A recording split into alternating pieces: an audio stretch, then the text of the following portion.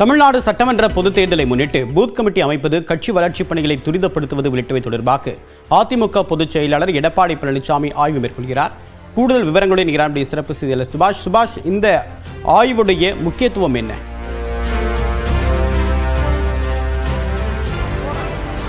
அதிமுக அமைப்பு ரீதியாக 82 மாவட்டங்களை உள்ளடக்கி அந்த 82 மாவட்டங்களில் புதிதாக பூத் கமிட்டி அமைப்பதற்கான பணிகளை துரிதப்படுத்தியிருக்காங்க. அந்த பூத் கமிட்டி அமைக்கக்கூடிய பணிகளை பார்வையிடுவதற்காகத்தான் இந்த 82 மாவட்டங்களுக்கும் ஒரு சில மாவட்டங்களில் 2 பொறுப்பாளர், ஒரு சில மாவட்டங்களில் ஒரு பொறுப்பாளர் என்ற நியமனத்தில் இந்த 82 அமைப்பு ரீதியான மாவட்டங்களுக்கு நியமித்து அதற்கான பணிகளை ஈடுபட்டு வர்றாங்க.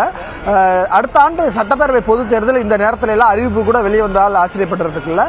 அதனால அதிமுக தன்னை தயார்படுத்திக் கொள்வதற்காகவும் இந்த பூத் கமிட்டியை கரெக்டா மானிட்டரைஸ் பண்றதுக்காகவும் இவங்க ஒரு கைட்லைனை கொடுத்திருக்காங்க. ஏற்கனவே நம்ம அதை தொகுப்பாகவும் பதிவிட்டிருக்கோம் தேவா. அந்த பூத் கமிட்டியில மகளிர் அதிகமாக இருக்கணும், அந்த பர்டிகுலர் பூத்ல இருக்கிறவங்க தான் அதுல உறுப்பினராக இருக்கணும்ன்றதெல்லாம் இன்ஸ்ட்ரக்ஷன்ஸா நிர்வாகிகளுக்கு கொடுத்திருக்காங்க.